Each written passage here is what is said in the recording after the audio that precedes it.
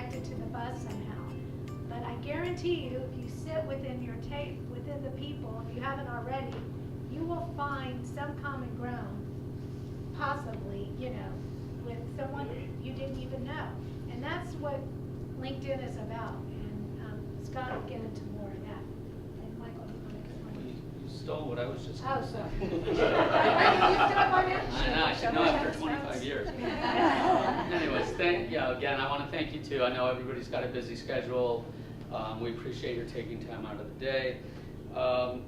As Joni said, this was the perfect first topic for a lunch and learn, because the buzz is all about connecting residents and businesses in the community through both our editorial and our advertising. We hope that you all have at least one common connection already, the buzz, as Joni said, and we hope that you make a lot more today before you leave. Before I introduce today's speaker, I just wanted to make one other introduction for those of you who haven't met him yet, but we have a new member of our team, Jay Janaszek, who 3 months ago. Jay's in the back. He's not hard to miss. Jay joined us 3 months ago. He came from the Houston Chronicle, where he had been for 21 years. I know he doesn't look that old, but yes, he was there 21 years. And as an employee of Hearst Corporation, Jay was director of advertising for the newspaper divisions in Houston, San Antonio, and San Francisco. So we're real pleased to have Jay on board, and we just wanted to introduce him. And if you haven't already met him, say hello, or better yet, connect with him on LinkedIn after this session. We also want to recognize everyone on the Buzz team that's here today. Leslie Little, Juliet Hubble, Andy Blitzer, Laura Callan, Annie McQueen, and Cheryl Laird. Did I miss anybody? Sharon Breyer, I'm sorry. Sorry. Michelle. My apologies. Michelle. And Michelle Luke is our most recent member. So, anyways, just wanted to say, recognize everybody. Thank you all for being here. And to introduce our speaker, Scott Allen. As Joni told you, he's from Houston, but actually, he's from Austin. Well, now he's from Austin, right. But he's actually much more connected. We didn't know this until we met him, but he's actually from the Buzz Hood. He grew up in West University, went to River Oaks Elementary, St. John's through high school, Rice University, and then went to UT Austin, where he got his degree. So in fact, we'd already met. We met Scott yesterday, and it turns out his mother is friends with someone we know. Our photographer's girlfriend. So, anyways, but to tell you a little bit more about Scott, just to give him his due, here we go. Scott Allen is a true social media pioneer, turning virtual relationships into real business since 2002. He's the co-author of The Virtual Handshake, the first book on using social media in business, and a contributor to over a dozen books on social media marketing and entrepreneurship. He's currently Director of Client Solutions for Momentum Factor. It's a social media and online marketing management firm specializing in the direct selling industry. Scott joined LinkedIn just 3 days after it launched in 2003. And he's worked directly with the LinkedIn founders to develop the first training webinars, and since 2005, he's continually run Linked Intelligence, the unofficial LinkedIn blog. So with that, we're very pleased to have him here. Please welcome Scott Allen.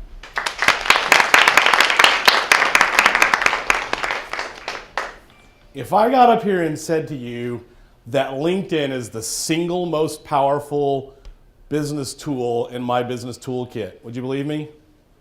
Yes. You'd be wrong. I'd be lying. Come on, it's the phone. Nobody's ever closed a deal on LinkedIn. You don't sit there and spend the entire day on LinkedIn running your business. It's the telephone. Now, if I was to say the second most powerful, I'd still be lying, because email is still the internet's killer app. Let's face it, email is still how business is done. But what has really happened over the last 10 years with the whole gamut of social media has been that social media, LinkedIn, Twitter, Facebook, blogs, Pinterest, are now not just this sort of other phenomenon over there that's happening over there. It is simply how people communicate.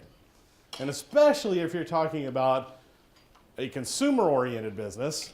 Let me just see a show of hands. How many of you actually are a business-to-business type of business?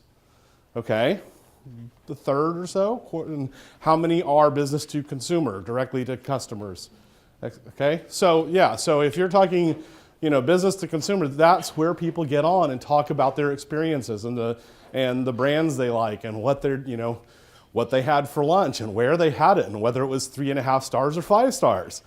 But LinkedIn, if I said that LinkedIn was the third most powerful business tool in my business toolkit, I would be telling you the truth.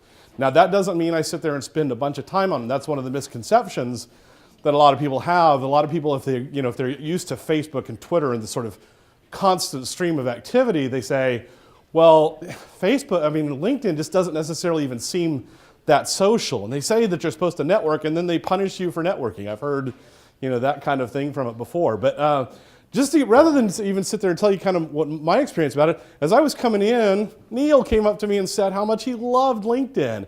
So rather than hear it from me, did you hear from one of your peers? Neil, would you stand up and just tell us for just a second kind of what you guys do with LinkedIn and how you're using it? Okay, so I've used LinkedIn for a variety of different things over the years. One would be to find new jobs. Second would be to communicate with business partners and customers about new technology to make announcements. I use it daily. So we continually reach out to new customers. People from all over the world use LinkedIn to be able to contact us, ask us about the type of business we have, what type of technologies we use. So it's probably my strongest tool other than the phone. Great, fantastic. So yeah, thank you for sharing that. So I think it's pretty clear that these days it's a lot more than just a place to keep an electronic version of your resume. So if you're thinking it's just for hiring and job search, think again. I'm going to blow your mind today. Okay, I'm going to get you thinking way outside of the box of some of the interesting and clever and useful things that you can do with LinkedIn. Now, I kind of give you an idea. We've got an agenda down there for the day, but just to kind of walk you through that a little bit. What we're going to do is while y'all are eating, so that I can save you from getting salad dressing on your iPads, I'm going to talk a little bit about overall strategy. We're going to talk about overall strategy and kind of how to use LinkedIn, why to use it, etc. We'll take a break. We'll come back and then we'll actually pop up some stuff on the screen. I could not handle doing 2.5 hours of low lights. I'd be ready for a nap, and you all would be too. So, but we will I'll do some actually walkthroughs so we can actually see live and do some live demonstrations of some of the concepts. Take another little break, and then we'll get very hands-on. You all can do whatever it is you need to do, and I'll come around one-on-one, highlight anything that needs anyone that's doing anything that I think might sort of benefit the rest of the group, and we can talk about that in the group as well. So that's an idea. I do want this to be very interactive, so I do not have a scripted 35 to 40 minutes coming up here. So if you have a question at any point, even during this part of it, please feel free to raise your hand. And like I said, I do want to make it very interactive. All right, so LinkedIn. I believe LinkedIn has changed a lot over the years. They add all kinds of bells and whistles, and then they take away the bells and they replace them with chimes, and they take away the whistles and they replace them with recorders, whatever. They change out their features all the time, and they've even gone so far as to actually remove what was one of my favorite features. I still don't know why they did that, but they did that. Point is, it's constantly changing for whatever their sort of long-term objectives are for it. I firmly believe that the core value proposition of LinkedIn remains fundamentally unchanged from day one when they launched. All the bells and whistles, all the new features, all that kind of stuff is cool, but 80 to 90% of the value comes from 4 basic things that LinkedIn does either uniquely, either it's the only site that does it, or it does it way better than any other sites that are out there. So I'm going to walk through those 4 strategies, for those 4 core concepts, those 4 value propositions, and get you a feel for those, and then we'll look at how those translate into specific techniques. Okay?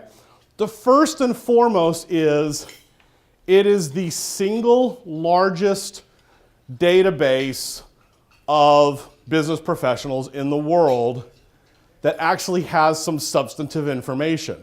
Now, there's all kinds of places that'll sell you a mailing list or a calling list, etc., and they might have accurate contact information, title, and company. They don't really have anything beyond that. They don't have those people's history. They don't have those people's self-described information. They don't have anything about their personality, their projects, etc. One of the coolest things I think actually we don't even think about with LinkedIn that's really phenomenal is the value of the fact that everyone's keeping their own information up to date. Now consider that. Anybody remember the days of contact management systems and CRM, customer relationship management systems? And at a corporation, that used to the biggest challenge with those kinds of systems was the matter of keeping the data up to date. I mean, imagine that the hundreds or so companies that you do business with are all trying to keep track of you. Every time you move, they want to know. Every time you change email addresses, they want to know. Every time you change jobs, they want to know. And it's impossible for them to keep track of that information. How hard is it for you to keep track of your customers? But on LinkedIn, you connect once. You connect once, and it doesn't matter if they move jobs or you move jobs, right? The relationship is yours. A lot of companies don't like that idea, the fact that, that their salesperson has a relationship with their client, but the reality is, regardless of what they might try to enforce from a legal standpoint, the reality is relationships are between people, okay? And there may be a business relationship between the businesses as well, but relationships are between people, and what LinkedIn does is that really reinforces and capitalizes on that concept. So in the process, you have 200 million people, 200 million business people keeping track of their own information. Now multiply that by the 50 or 100 or so companies that they have relationships with who are trying to keep track of that. If we all capitalized on it, we would be literally saving we'd be saving billions of hours of data maintenance collectively if everybody just agrees to be in there, connect, and keep our information up to date. So, yay for LinkedIn for actually creating value to the business world and the human race for doing that. So it's the fact that it's this huge yellow pages of self-maintained information. Now I'm going to get into in a minute. We'll come back to what that means in terms of strategy, but the big part of it is it's the place to find and be found, right? It is the place to find and be found as an individual. It's the most effective person search on the internet. Second core value proposition. Second core value proposition is the fact that is the matter of this idea of the trusted referral, the connected, the second degree, 2 degrees of separation. Who do you know that knows someone that blah, blah, blah? If you think about historically, let's say you were trying to sell into the oil and gas industry, and you were trying to get in touch with purchasers in the oil and gas industry. Historically, how would you have done that? You would have thought, well, you might, if you were just starting a new job, you might get away with one time emailing everybody you know and saying, I'm starting this new job. If you know anybody, please introduce me. But you can't do that every month. Can't even do it 2 or 3 times a year. It starts wearing pretty thin on your relationships, right? This is not a sustainable practice. Or you might think, well, I'll just contact, who do I know in the oil and gas industry? The problem with that is, first of all, you still got to contact all of them, not just the 2 who might actually know someone who can help you. But the thing is you might be missing the fact that, your brother-in-law actually is the person who knows someone. Or, the family friend who's known you since you were 5 and will be happy to make the introduction because it's someone in their Rotary Club. And you would have no idea about these undiscovered relationships. All right? Let's take a for instance. Who here does have a good contact in purchasing in the oil and gas industry? Anybody know somebody who's in purchasing in oil and gas? There we go. Okay? So yes, there's going to be someone. You go in the room, and that's not necessarily, and those of you who, if you're connected to him on LinkedIn, you're not going to know that he's the person who has that. What business are you in, Bill? Real estate. See, there you go. Okay, so you're not going to know that, your friend the realtor who you met at a buzz luncheon and you've, maybe talked to on the phone a couple of times is the person who has the good purchasing contact on the oil and gas industry. Okay? You can do this exercise in any room this size and you're going to find all kinds of examples. So that's really a key point is that matter of being able to discover those. And it's really simply, the way I like to put it is, LinkedIn is uniquely qualified to help you answer the question, who do I know who knows someone that fill in the blank? Knows something about widgets, lives in Vancouver because I'm going to visit there and want a local contact, works at XYZ company, etc. So that's sort of being able to see into the little black books of everyone in your little black book. All right. Third unique value proposition is the fact that you have sort of all of this social activity, all of this activity that you can have on LinkedIn with people that you already know. So the fact that that you can be in these groups, it becomes an extension.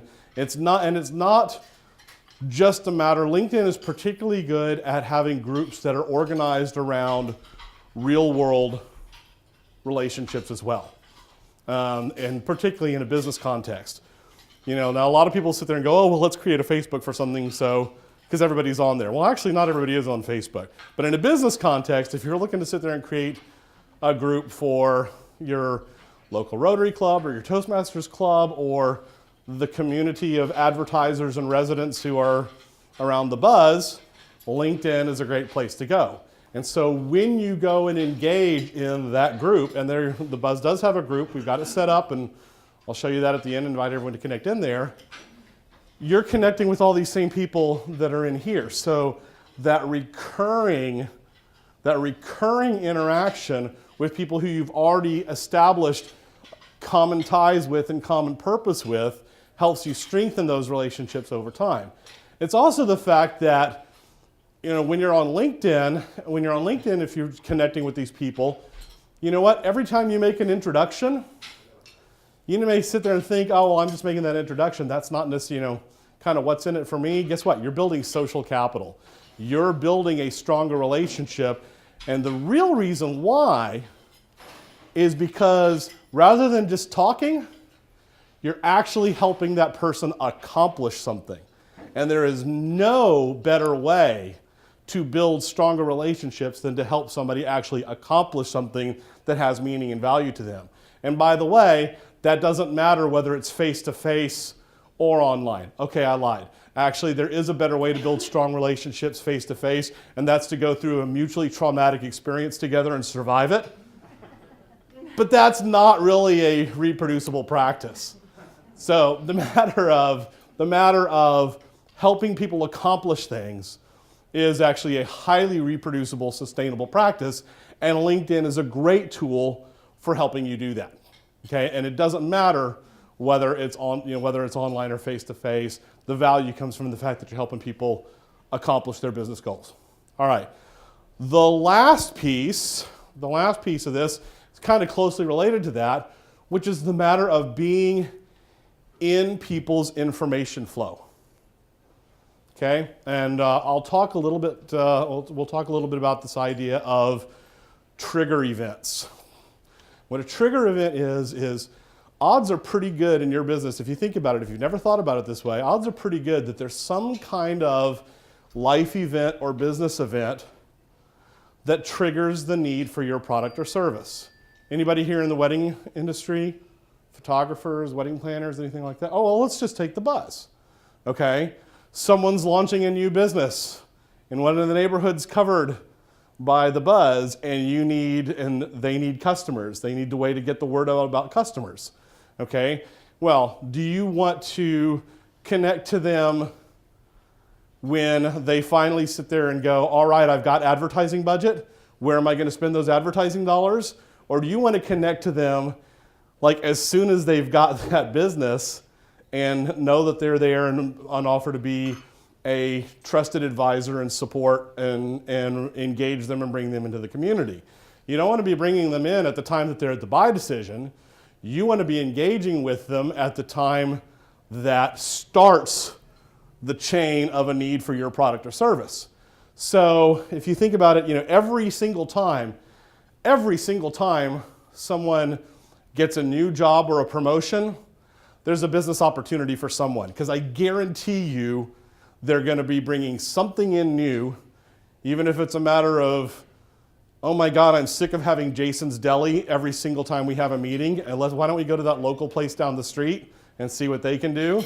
Or enterprise software that's a multi-million-dollar deal because what's there has been outdated, but the person who was there was very attached to it. So anytime that there's a change, there's an opportunity. So if you can figure out what changes trigger an opportunity for you, what new positions, what promotions, et cetera, then being in the stream of all the people you know and seeing those kind of changes take place helps you expand and identify those opportunities for you. Okay, so 4 basic value propositions. Any questions on any of those so far? So far, so good? All right, let's talk about, yes, Bill. Just in one sentence, what was the first value proposition? The first one is the fact that it's the world's largest yellow pages. Thank you. Basically. All right, so let's talk a little bit about specifics, some specific strategies and tactics as far as how you can take advantage of these particular value propositions. Grab some tea here for a second. So, world's largest yellow pages. Well, the fact of the matter is that it's a little bit more than just a yellow pages, because it actually has structured search. And you can actually, it's not just a matter of putting in keywords. If you want to find someone who used to be a program manager at IBM, you don't just type in program manager IBM, because you'll get all kinds of stuff. You can actually go in the advanced search, for example, and you can put in title, program manager, and you can put in company, IBM, and it says current or previous, and then it says also current only or previous only. And so you can sit there and say previous only. I only want to find people who used to be a program manager at IBM. That's incredibly powerful. And so one of the things that I want you to start thinking of out of this is how are you going to take and apply that? The easiest way to apply it is to get very clear, and this is one of the things as a marketing consultant, this is like, when I sit there and particularly working with small businesses, the very first step, the absolutely first step from when I go in and do marketing consulting with people is, who is your ideal customer? Okay? Not what's your target demographic market. Notice I didn't say that. Who is your ideal customer? Now, and you want to get very, very narrow, very specific with that. Okay? And realize that you're going to get some spillover. Okay? You obviously target, not every single customer of yours hits that absolute sweet spot. But when you're sitting there working on your messaging and who you're reaching out to and who you're reaching out to with your ad copy, who you're addressing in your profile, in your LinkedIn profile, at the summary, the very first thing they see about you, you should be speaking as if you are speaking to your ideal customer. Not to your entire demographic, to your ideal customer. Now, don't narrowcast it so much that you end up excluding everybody else. I'll tell you a great one. Here's a great example of it. Anybody seen the latest ads for the Chevy Malibu? You know the one I'm talking about, where it's this guy who's sitting there talking about about being rich not meaning, not what's in your bank account, and talking all the stuff about having a flexible lifestyle and how it's more important to go see his kids, his kids' soccer game or whatever. And I mean, they have totally targeted this ad. Watch for it if you haven't seen it. They're totally targeting this ad at middle-aged fathers who are business owners or executives with a lot of, freedom. Okay? I mean, it's just totally right to that. That doesn't mean that nobody else is going to buy a Malibu, but that ad speaks right to that very, very, very specific demographic. And it's very effective at speaking to that person. Now you can sit there and go, you can expand that, but I would definitely say, generally when you think of expanding that, don't think again of expanding to a demographic or a market. Define a new ideal customer. You can have 3 or 4 or 5 eventually, okay? As you grow and diversify your offerings, you can have 3 or 4 or 5 of those. But write out who that is, and write it out and start figuring out how you can do a structured search around that. Now, one of the things I'll just go ahead and mention now, one of the questions everyone asks is, should I pay for the premium membership at LinkedIn or not? Okay, because it's not cheap. It's not cheap. I mean, it's $75 a month, $100 a month for some of the stuff. The fundamental answer to that is, how much of your day do you spend trying to identify and broker deals? Okay, if you are in real estate, it might make sense. If you run a networking group, okay, it might make sense to do. If you have a very narrow, target market and neighborhood focus, probably doesn't. But here's the reason I bring it up now is that one of the features that comes with the premium is some additional options, some significantly expanded options on what you can search for when you're searching for people. There's some additional demographic targeting there, and when we go online, I'll show you exactly what that is. But if you're looking for people with certain positions, if you're looking for position and industry and company, you can do all of that with the free. You can do all of that with the free options, okay, and area, within 25 miles of whatever zip code. So there's actually a lot that you can do with the free option. So that's part of it, is using the advanced search to identify your ideal customers. Now, what do you do as far as reaching out to them? What you do not do is send them an invitation, even though you don't know them, and say, hi, I have such and such a business I'd like to talk to you about. Okay? That's the equivalent of walking up to someone in a meeting like this saying, hey, here's my business card. Can we meet and talk for 20 minutes sometime? Okay? It's just a little bit too forward. The fact that it's online doesn't change that. Okay? So what you want to do, though, is simply get those relationships started. You may have heard the idea that, in general in sales, what's the objective of any given meeting, any given phone call, any given email? The objective is always the same. Here's a really simple rule. It's always the same. The objective is simply to move the relationship one step forward. It can be a big step, it can be a little step, but think about every interaction, the purpose is to move it one step forward. Now, if that's how you think of it, what'll happen is you end up getting to know more people like your ideal customer. Guess what happens?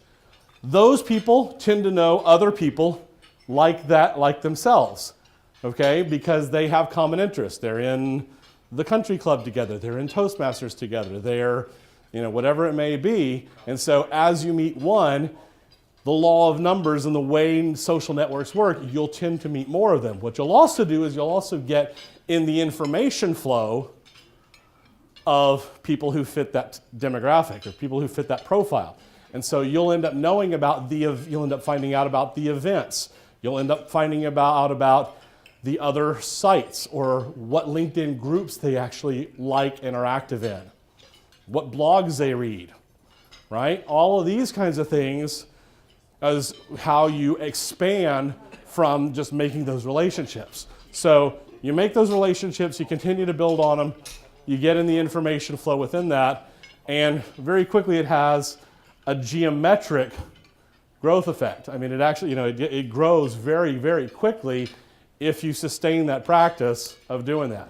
So don't think that you got to just sit there and go pitch to them, or even just take that as an opportunity to open the relationship. Flip side of all of that is to enable other people to find you, right? The key to being found online is to make yourself findable. Okay, so a little tip about LinkedIn. LinkedIn will basically boil you down to about 4 keywords. Crazy, huh? The way LinkedIn's search algorithm has changed recently, they basically are going to analyze your profile and figure out what your 4 strongest keywords are, and they will give you preferred ranking for those 4 keywords. Anything else is extraneous. That doesn't mean it shouldn't be there, because it's value for people once they're there. But when you're thinking about designing your profile, you want to think in terms of making 4 keywords, 4 key concepts that you reuse throughout your profile. And it is now getting smart enough that it does understand semantics. So it knows that SEO is the same as search engine optimization. Okay? So again, you don't have to use it the exact verbatim word, but you want to make sure that you emphasize 4 concepts. So that's key. That's especially key when you start thinking about how much do you want to say about your past positions, because it's looking at all of that content. So whatever those key concepts are, you want to make sure that they're brought out in your, even if it's a short description of your past position, that's a way that you can get some more depth there without making your summary look ridiculous. Okay.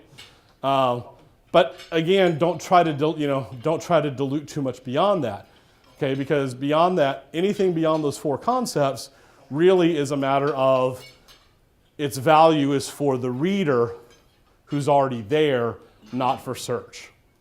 Make sense? Okay. So that's something you definitely want to think of in terms of building that profile and how you get and getting defined for search. You also, of course. Now some things like people go, oh, should I put my whole work history in there? Well, do you want to be found for the fact that you were a program manager at IBM 26 years ago? Okay, that's the question. If someone were looking for former program managers at IBM, would you want to be found? Then yes, you need to have that in there. If you don't want it to be found, the fact that you were, head fry cook at McDonald's, okay, then leave it out. Just don't put it in there at all. But that's the gist of it as far as making yourself findable. All right, so those are the key things. Those are the 2 core strategies around the first value proposition, the being the biggest yellow pages. Second value proposition we talked about was, who's been paying attention? Bill took notes. The second one we talked about was, who do you know who knows someone that? The second and third degree connections. All right, so how do you maximize that, and how do you leverage that? First of all, be willing, use the fact that you can get introductions. That's one of the things that a lot of people, if they think sort of the Facebook paradigm, they go, oh, I want to connect, or Twitter paradigm even more so, I want to connect with anybody and everybody, because that makes me more visible and more people can find me and so on and so forth. There's a case to be made. You can make that same kind of argument on LinkedIn. Okay? The more people you're connected to, the more visible you are. That does not mean that you have to be connected to a whole bunch of people to have pretty good visibility among the active LinkedIn users. I'll tell you a few really simple strategies for increasing your reach on LinkedIn. So one of the things, when you're doing a search on LinkedIn, it will show you, typically it will show you the people you're directly connected to first. And it actually sorts by sort of a combination of relevance and how close they are, relevance of the keyword match and how close they are connected to you. You can change it, your sort to show people who are most closely connected to you, which I usually do, and then relevance within that. That's the order I prefer. But immediately after the people that you know who are considered your first degree connections, before your second degree connections, it actually shows people you're in a common group with. Okay? So for starters, just getting everybody in here in the Buzz group, you now have access, even if you're not individually directly connected, you will now show up higher in search results for each other. You will be able to directly message each other. You will be able to connect to each other and identify that we're a common member of a group and won't have to have their email address and all kinds of other things. So there's a lot of benefits. There's a lot of benefits to being in those groups. So the couple of things that you want to do with that, I would recommend as far as the groups, is first of all, is definitely get in ones that are, particularly high relevance, like this. You also want to get in if there's an industry, if there's an industry group, particularly, that maybe people, the tea room, you're not in competition with other tea rooms across the country. And I don't know if there's a tea room group, or a small cafe group, but it'd be kind of cool to have a group for tea rooms and small cafe owners to be able to get together, share ideas, recipes, whatever, right? Those are great groups. Those are great groups to connect with because, again, if you get in those, then that'll help you get connections to vendors and suppliers and other things like that that are relevant to you. Even though the group's not very large, helping build those industry connections very quickly is very effective. And finally, get in at least a couple of huge groups. There's a couple of just absolutely monster, like several 100,000 member groups for just like entrepreneurs, small business, stuff like that. I think Forbes has an entrepreneurs group. I think Intuit has a small business group.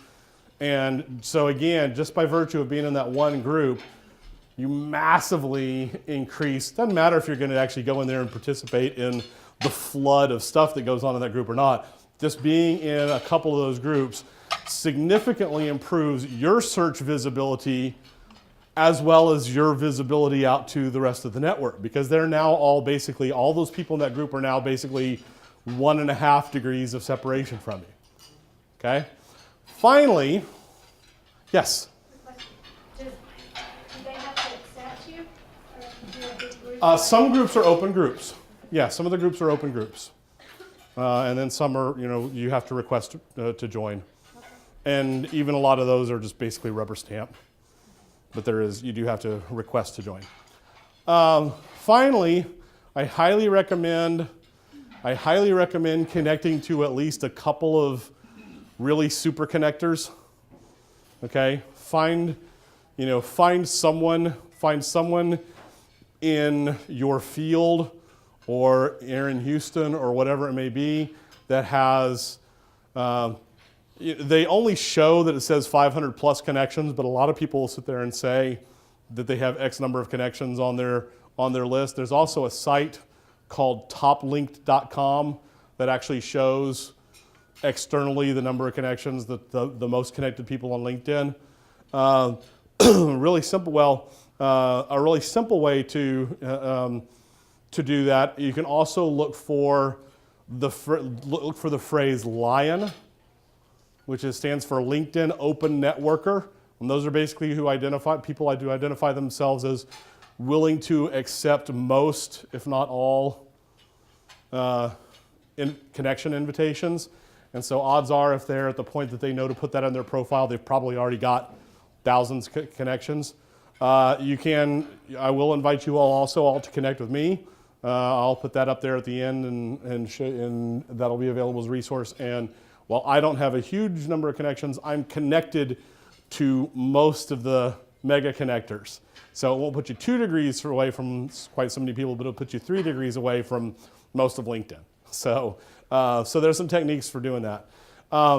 That brings up, this is a good time now to talk about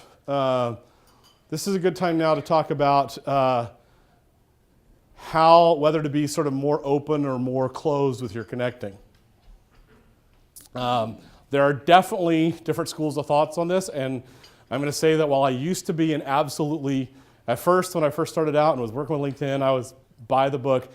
This is different. This is supposed to be your known, trusted connections, and that's it. Over time, that has significantly evolved, and I'll tell you why.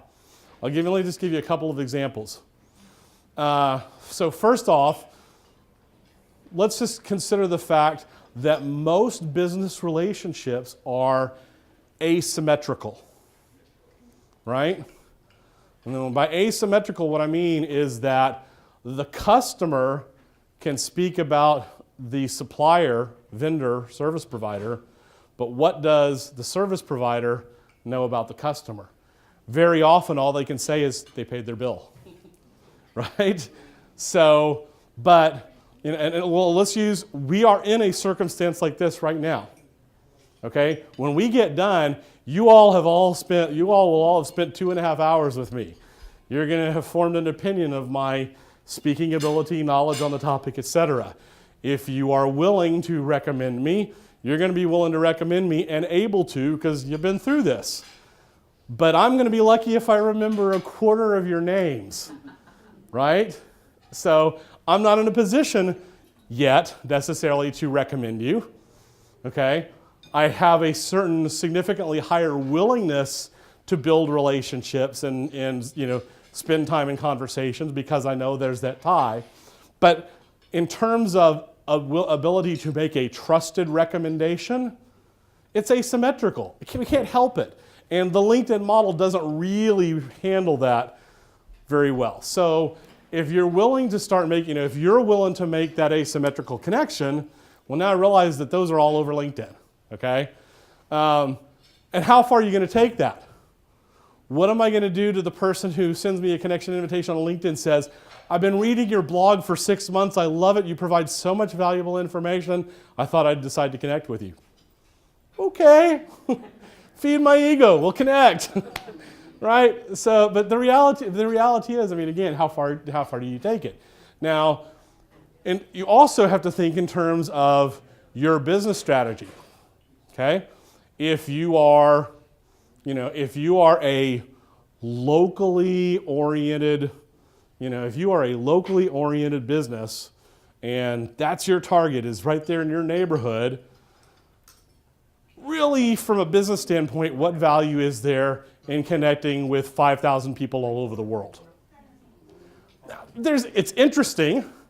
It helps build sort of the diversity of your network. That might be really handy when you decide to actually go to Australia and you know somebody in Sydney, and that's cool, right? But in terms of your business objectives within the next 6 to 12 months, not really a big help, okay? On the other hand, if you are an author, speaker, and you are selling books, and you're trying to get it out there to the mass market, or whatever it may be, well then, yeah, you want to connect with as many people as possible, because you don't need a strong relationship with them. You don't have to build the relationship, you just need awareness. So there's a threshold of how strong the relationship needs to be for them to take action on your behalf. So with that, I'm going to introduce the idea to you of the action threshold. Now, what's the action threshold? The action threshold is basically how well does someone have to know you to take action on your behalf. Now, if all it is if it all depends on the action, right? If I sit there and say, hey, Bill, can I borrow $1/4? Or actually, Bill, can I borrow your mobile phone? I need to make a call. Sure, okay. A stranger on the street may or may not do that for you, but odds are that they will. If I sit there and say to them, I've got this investment opportunity, I only need $10,000, you might still entertain the conversation, but we're going to have to get to know each other a lot better before that transaction, before he's going to actually take the action on my behalf.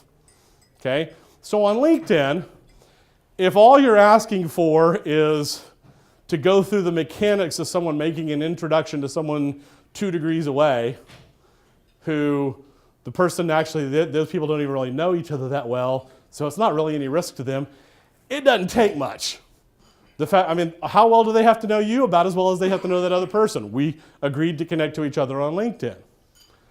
On the other hand, if what you're trying to do is accomplish substantive introductions for larger deals, it's going to have to be, a lot better, a lot stronger relationship. Anybody know who Tim Ferriss is? The 4-Hour Work Week? I highly recommend it if you've never read it. It's called The 4-Hour Work Week. It will change the whole way you think about running your business, no matter what business you're in. But he's a very successful author, and I'm one of Tim's gatekeepers because I'm connected to him, and I have about 3 or 4 people a year who try to get an introduction to him. Of the 10 or so requests I've had, I've only passed on one of them because I know how busy he is and how focused he is and what kind of things he wants to, what kind of people he wants to talk to and so on and so forth. So in terms of thinking about what your strategy is, you got to think about how well do people need to know you in order to take action on your behalf. Now, where the real magic happens is the difference between the reactive action threshold and the proactive action threshold. And what's the difference there? The reactive action threshold is, would you forward this introduction to me to so-and-so that you know? Sure, yes, I will. I made the request, okay? Now, the proactive action threshold is when Neil goes back and goes, just saw this amazing presentation about LinkedIn from Scott Allen. You got to get connected. You send my profile to half a dozen of your friends. Okay? I didn't ask that. But that's the difference. Is the proactive action threshold is when you are on people's minds without them making a specific request from you. So again, while there's nothing wrong with spreading far and wide, and that may actually support your business objectives, the real benefit, the real substantive benefit is going to come when you've built enough strong relationships with people that they will take action on your behalf. In LinkedIn, you can forward someone's profile to someone else, okay? Really cool way to introduce someone rather than email, because you could go and, instead of sitting there and doing a 1-paragraph introduction, just a 1-paragraph introduction, because you can still do the 1-paragraph introduction, but instead of just doing that, the fact that you're able to send them the whole profile, that you're able to send them that whole profile and say, here, I think, I just met this guy, or I've been doing business with him, and I thought that you all ought to meet and connect, and here's why. And they both got each other's profiles. That's super cool. Okay. All right. Right. So that's reaction. That gives us some idea as far as how to, how far to expand your network, why to expand your network, and some techniques for doing that. Some other things. So our couple of last value propositions talking about basically being in the flow with people you know. So get into the groups. One of the things you will find, I will just tell you right now, there's a lot of the groups on LinkedIn that are just basically streams of article posting. That doesn't mean you shouldn't be in there, but realize I think LinkedIn still has a limit that you're only allowed to be in 50 groups. So if you have to start, if you end up having to start prune those that are just streams of article posting. Look for the ones that there actually is some substantive conversation on, and that is going on. And I would encourage you to have notifications on so that you see those things coming in.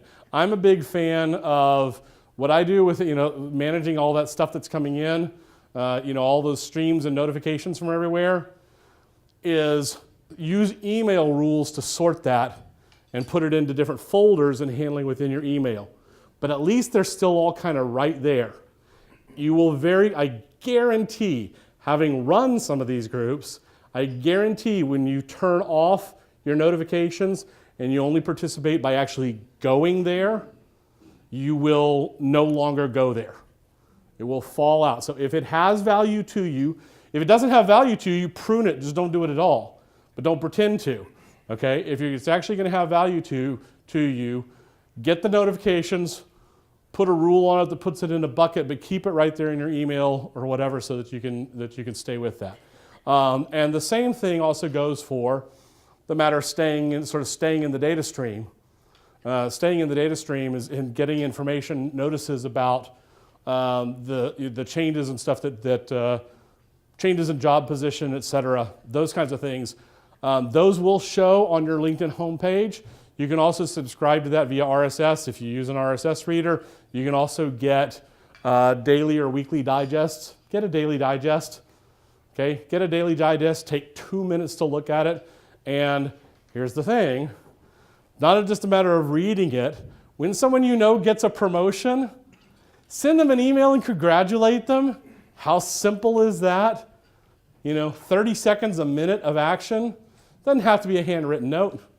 It is a hand-typed note. It's not an automatic thing, but you will stand out by being that person who's actually paying attention to what your friends are doing. Okay? All right.